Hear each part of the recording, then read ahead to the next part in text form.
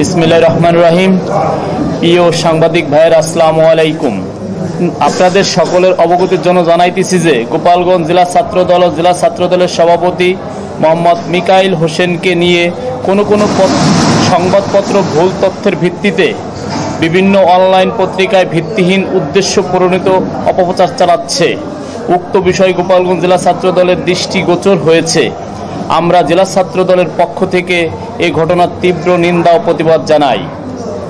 গোপালগঞ্জ জেলা ছাত্রদল ও জেলা ছাত্রদলের সভাপতি এহন কর্মকাণ্ডের সাথে কখনো জড়িত ছিল না। একটি সংবাদ প্রচার করেছে। এ ধরনের ভিত্তিহীন অপপ্রচারের থেকে বিরত থাকার জন্য আহ্বান জানাচ্ছি।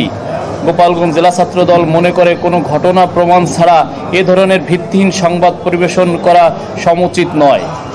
গোপালগঞ্জ জেলা ছাত্রদল আরও মনে করে সাংবাদিক সমাজ জাতির বিবেক। আপনাদের কাছ থেকে আমরা বস্তুনিষ্ঠ সংবাদ আশা করি। ধন্যবাদ আনতে গোপালগঞ্জ জেলা ছাত্রদল।